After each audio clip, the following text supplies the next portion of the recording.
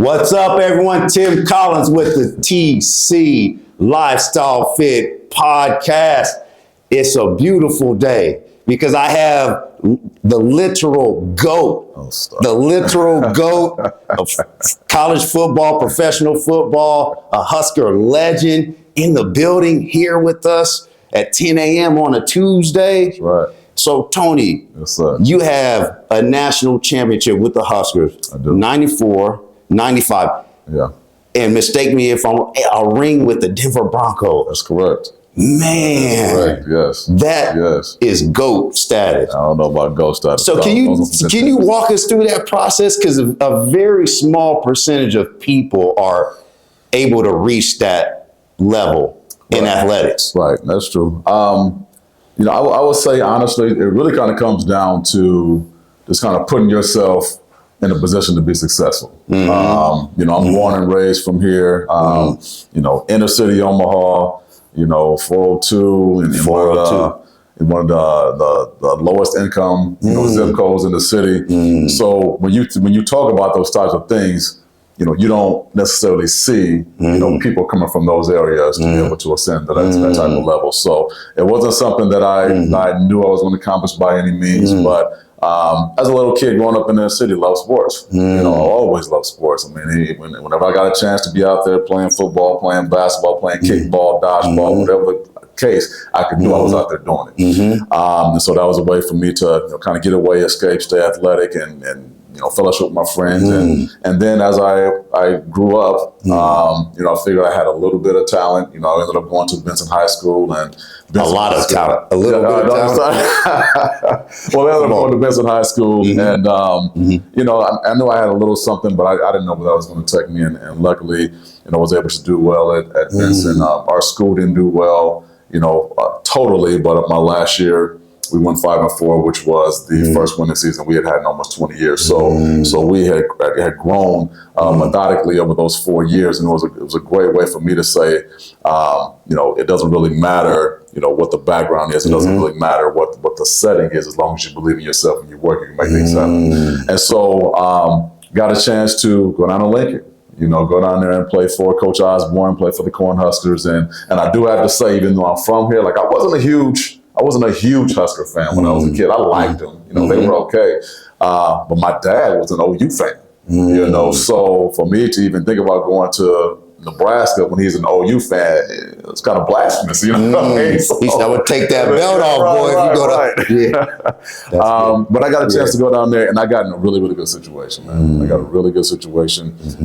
Great coaches, great consistency. These guys have been there for, 15 years plus, almost each coach. I came down in the situation knowing that we were a team that was on this level, but I came in with a class of individuals that wanted to be on this level, and we were all like-minded. We were all hungry. We were like, yeah, we know this team is good, but we want to go to the highest level. And so, we all came together, put in the work, believe what Coach Osborne talked about us, told us, and somehow, some way, everything fell into place. The stars aligned. We ended up getting, 2 national championships to play for 3. And then somehow, some way, I got this call that said, hey, you might have some talent. We're looking at you. You might have a chance to go to the next level. So I go and I play at the Hula Bowl, which is a senior bowl, all-star game for college athletes, and did well there. And next thing you know, it's draft day, and I'm like, I don't know if it's going to happen, but I'm going to sit here and I'm going to wait and see. Luckily, I ended up getting picked up by the Denver Broncos in the 6th round. And so it was an amazing, story, amazing feat. I was just extremely happy. And then to go from 2 national championships, what I never thought would have happened, to a Super Bowl championship there. I mean, you just talk about somebody just being blessed, being in the right situation at the right time, but also putting forth the work to make sure that I can even be in that equation, in that conversation. So, Elway, Shannon Sharp, Terrell Davis, you talk about these big stars. Now I'm there, and I'm star-studded. How did you feel being in the same locker room as those athletes? I would tell you what, it was surreal. It was surreal, right? Because you can't come in and be, so star struck that you can't perform at the highest level. You know, this is one of those things where you go in there and you're like, man, I can't believe I'm here. But at the same time, you gotta say, okay, I belong here, right? And I got to perform in a way that shows that. And so I just did the same thing that I did to get there. You know, be coachable, put in the work, learn my playbook, be a good teammate, and all those things worked out for me. And Denver was an amazing place, man, because NFL can be a crazy place where you got people making a lot of money, they have a lot of egos, and so it can kind of detract to the atmosphere of the environment, or the atmosphere of the locker room. But it wasn't the case there. I had a lot of guys there who were true professionals, guys who, even though I was playing behind them, they're still trying to help me and pull me along. But everybody was all about that business mindset. You know, Mike Shanahan led a great crew, and somehow, some way, we went to the Super Bowl, ended up beating Green Bay, and I got a ring. So, you know, three national championship rings. I couldn't have dreamed that this would happen to me. So I'm just extremely blessed. That's amazing. Yeah. Now I had the opportunity to meet Coach Tom Osborne. This was back in 2007. I was working with a gentleman named Mike West for field work I had to complete through Wayne State. I was at Creighton University, and Tom Osborne was there every week mentoring the athletic department. And Mike, he gave me the opportunity to sit in on these lectures, and it was like mind blowing to me. And one of the most significant concepts that I learned from Dr. Osborne, and I understand why he's so great, is his philosophy on servant leadership. What type of influence did Dr. Tom Osborne have on you as you transitioned from his program to the pros and just life? I mean, your character. He was a man of character. I'm sure that rubbed off on you in a positive way. Correct. I'll say it like this. Other than my father, there's probably not another man that I respect more just for who he is and what he stands for. People who aren't even associated with Nebraska football, they can go up to Tom Osborne and they can feel this aura. You know, they may not know that he was just a great football coach. They know he's a man of God. They know he's a man that's about the people. They know he's man. He's trying to build things the right way. He's always been about integrity. He's always been about character. I can truly say that even going through that program, like obviously he wanted us to perform as football players, but we all knew that he wanted us to be better men than even football players. You know, and it was very transparent. You know, Coach Osborne is one of those people that. You know, he coached for, 25, 30 years. And think about this. He probably had 125 people on his team every single year. I don't think I've ever run across anyone that Coach Osborne does not know their first and last name, does not know their family member's name, because that's how much he took to heart that they were important to him. He's intentional with his relationship. He's intentional with it. He understood that. And then he built this family atmosphere, this family environment. That's why football means so much to me. That's why when I think of football, I think of family because of the things that he set up. And you know, he got a teammates mentoring program. I've been involved with that for the last 11 years, you know, and that's because of what he's meant to me. And it's all about giving back, right? It's about giving back. We've accomplished some things in life, and I want to make sure that the people I come in contact with understand that I'm not just about me. You know, I'm about doing some other things. I'm about growing people, and I'm about giving back. And so because of his influence, I will be involved in that probably for the rest of my life. Wow. I'm also a big fan of Boyd Epley. He's one of the greatest strength and conditioning coaches all time, any level, you know, and I have his book, The Path to Athletic Power. He has this incredible philosophy on how to train explosively using ground-based movements and just the entire team concept of how to measure progress with each individual athlete and collectively as a team. What was it like? Was he the coach? He was a coach too. What was it like training with him? Like, what did he push out of you that you still implement into your exercise routine today? In terms of mindset. He was just about the work. He was about the discipline. Like when it came down to it, like these are different times right now. If you go and you recruit a kid right now, you can show them all these great facilities and, you know, lounges and other amenities and all these things. When we were recruited, you know what we were recruited to? They showed us this big weight room. They said, this is this weight room.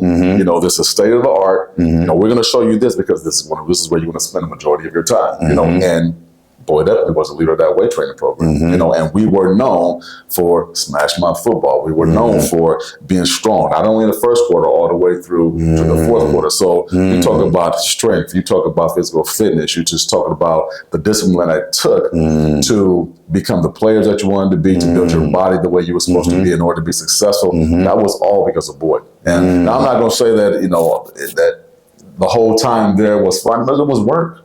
You know, it was work, you know, but Boyd was ahead of his time. You know, a lot of stuff that he was doing then, you know, was state of the art. You know, they've been trying to model that for the last 30 years. And now I think some of the universities have finally caught up, but it's because of Boyd, kind of the godfather of this, kind of set this thing in motion. And so I can honestly say that Nebraska football wouldn't be where it is without his contribution to kind of what we've done in that program. What's your perspective on the landscape of Nebraska football right now? I mean, we have a new coach, and I actually like Coach Rule. He has a unique philosophy on his approach to both sides of the ball. But you being a professional, you being a brilliant mind of the game of football, like, what is your perspective on the future of Nebraska football, and where are the opportunities? What are we doing well, and what do we need to do to get back to the level of the smash mouth Nebraska football that used to be played when you were there? I want to say it's in good hands. I don't know Coach Rule. I've met him before, just kind of a high and by situation. But I think he's saying all the right things. I think he's doing all the right things. I think he has the kids' best welfare in mind and hand. And I think he's instilling things in practice from a cultural perspective that will build some things long term. You know, accountability, you know, toughness, discipline, you know, some of those things, and Billy being really kind of results oriented, you know, with some of the things we're doing. So I can't say that, I don't know if we'll ever get back to that smash mouth game that we had back in the day, because unless we're trying to go back to straight option football, and I know he's bringing back the fullback, so he's trying to bring some of that back. I do love that. I do love that, but I also want us to be relevant, right? I want us to be able to, you know, move the ball and stop the ball and all those types of things. And from what I've seen with this last game, there were some things to really applaud. You know, I thought the defense came out, you know, decent, looking well. Offense has some things to work on, but if one thing, I feel like the team is together, and I feel like there's opportunity. You know, I feel like there's really opportunity. And I think one thing that's great, he's like, I'm not going to focus, you know, on the regime before me. Like that's in the past. You have to move forward. We're going to focus on moving forward. We're going to focus on moving forward. And we have some challenges. We've got, you know, the transfer portal. You know, which makes it tough to get kids to commit. You know, in the past, if you had a kid that came in, you know, for the most part, you know, he was going to be there 4 years. You know, that's not the case anymore. You know, so it makes it really hard to develop. He's got just the overall culture and climate. You know, even though we haven't been a winning program for a while now, everybody in Nebraska still feels that winning program from the 70s all the way through the 90s, right? So that's still hanging over our head, and in his mind, it's like, okay, what do I have to do? What can I do to get us back to that? So it's really getting some of these kids to believe, like, I know you guys didn't see it because you weren't alive to see it, but like, we used to be a monster. Like, we used to be a beast, and I'm trying to do those things to get us I remember towards that. Right, like, of course. We always watched Husker football. Right. Back in the 90s when we were younger, in my grandma's house, we didn't watch anything else other than Nebraska football. Right. She was, my grandma, Alice Stink, she was one of the biggest Nebraska. If you went into our house, you saw at Nebraska everything, everywhere, in the kitchen, in the basement.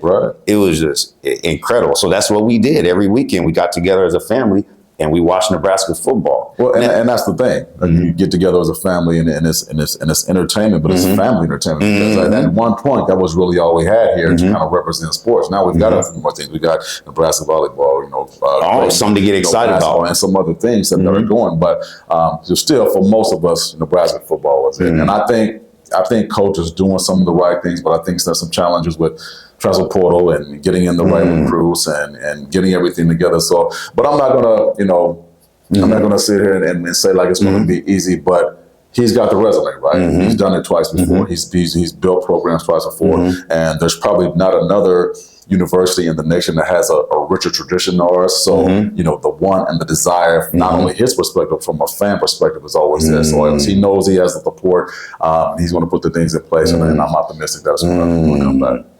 How do you feel about Coach Prime? When you were in the league, he was still playing, correct? Or was he getting close? He was getting close to the end of his career, right? Yes. What did you notice about him that still, some characteristics that still remain that you noticed when you were out there playing against him? What's different about Coach Prime as an athlete and Coach Prime, as a facilitator of an organization?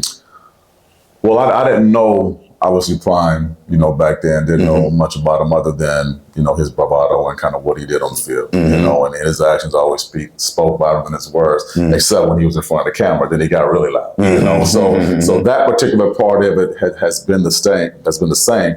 But if you think about Prime, you might think about, loud, braggadocious, but at the same time, you also think about high performance. You think about, performing at the highest level. That hasn't changed. That hasn't changed. Prime is doing some amazing things. I don't think I thought that he would be as successful that quick in Colorado in that game they just played. But at the same time, what I do like about what he's doing, he's being loud and showing that he supports his team. He's being loud and showing that I'm trying to build up these kids. I'm trying to build up this program. He's being loud and showing that it's about putting God first. He's being loud about showing that, I'm going to chirp and I'm going to talk, but this isn't about me, and I can respect that, because I would say for most people, when you say loud and braggadocious, that has a really negative connotation to it, right? But when you see some of the things that he's doing, and the attention and the development that he's bringing to these kids and this program, you can't do anything but applaud him. So it's been a very welcome surprise to see kind of what Prime is really all about. Now it's still kind of hard to fathom a coach being on the camera all the time and doing all the videos, and because you just don't see a head coach doing those type of things. But I respect him so much for what he's doing, and I applaud and hope that he continues to be successful, except for next week. Yeah, hopefully we can get that win. It's going to be a dogfight. Right. But what Coach Prime has, he has the arrogancy of purpose, and what he's good at is raising the standards for himself. Exactly. And he's also good at raising the standards for his team, his organization. Exactly. Can you talk about how you've been able in your life as an athlete? What's the process of, what does that look like? What has that looked like for you, the raising of standards? Like, why do we as leaders need to raise our standards?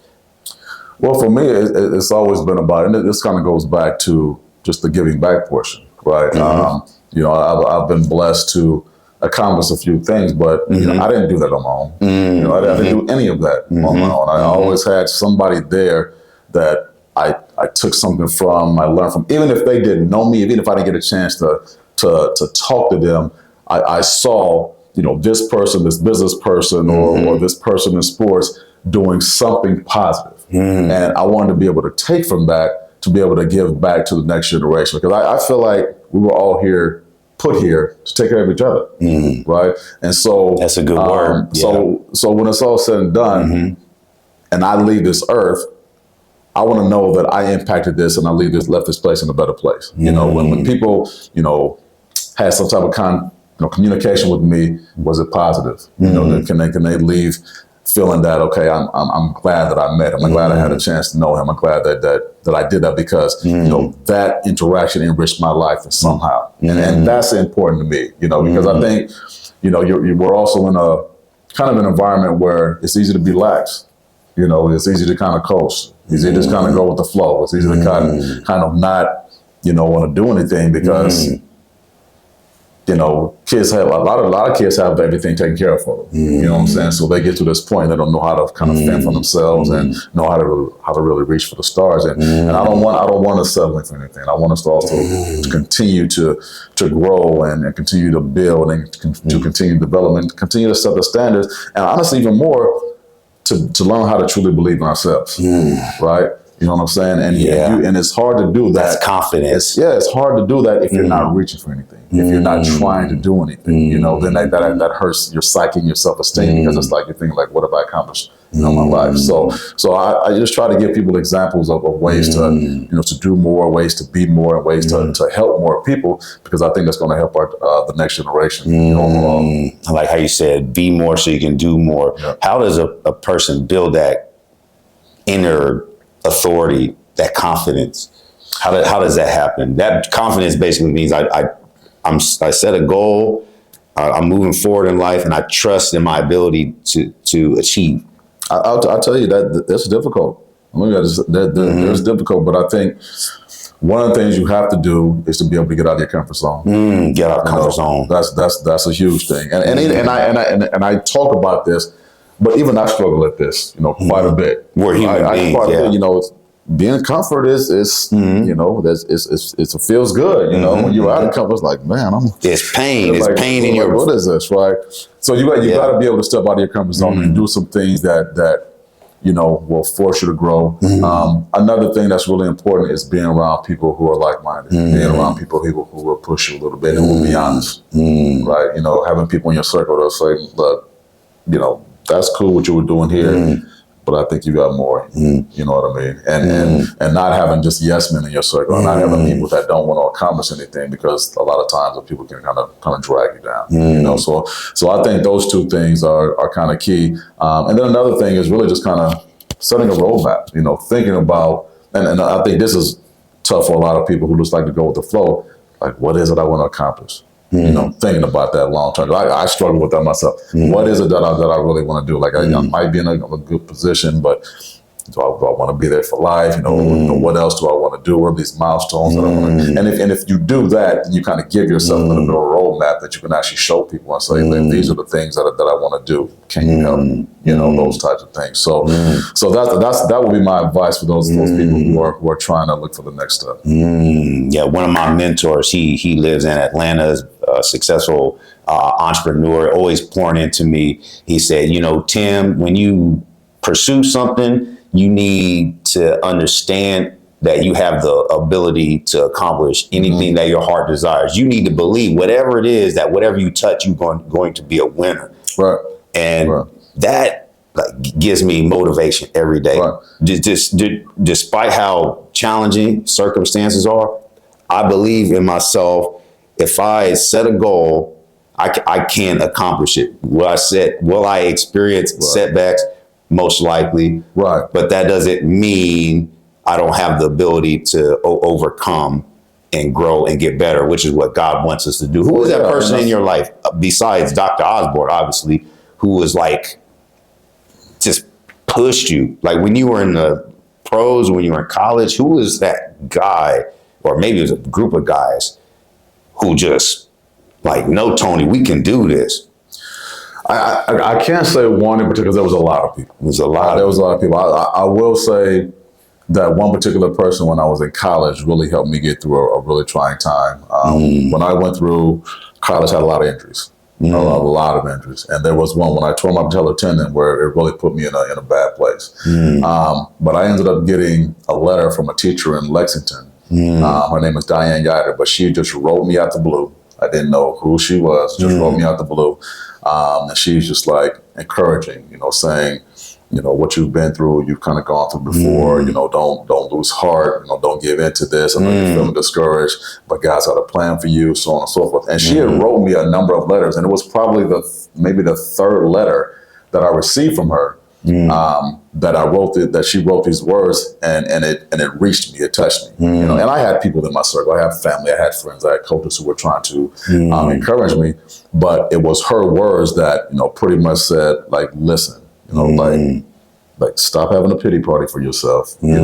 God has a plan for you, and you've gone through these things before. You've had injury before. You've come back from it. This is just a bigger injury, but it's the same process. It's the same thing. So trust in God, trust in your family, trust in the process, get back to rehab, and everything's going to work out better than it probably could. So when I had a chance to connect with her, man, that was so encouraging to me, because not only was it a situation where it just kind of changed my perspective, because a lot of times you go through stuff that's hard and it's just like, man, can I really do this? But it just I have been through this before. So let's stop with the pity party. The other side of that was, like I'm not in this by myself. Like even I didn't know this person. You know, this person didn't know me from Adam. You know, I'm not in this by myself. And that gives me hope to go through life's challenges every single day. So, because I know that even if it's in a family member, even if it's in somebody that I know, that if somebody sees you in some type of pain or in some type of need, that people will step up. And so that's just so reassuring from a Christian perspective to know God takes care of us, right? The love, the connection. God takes care of us. Significant. You know? Yeah. That's a big deal. Yeah. So still, and I just connected with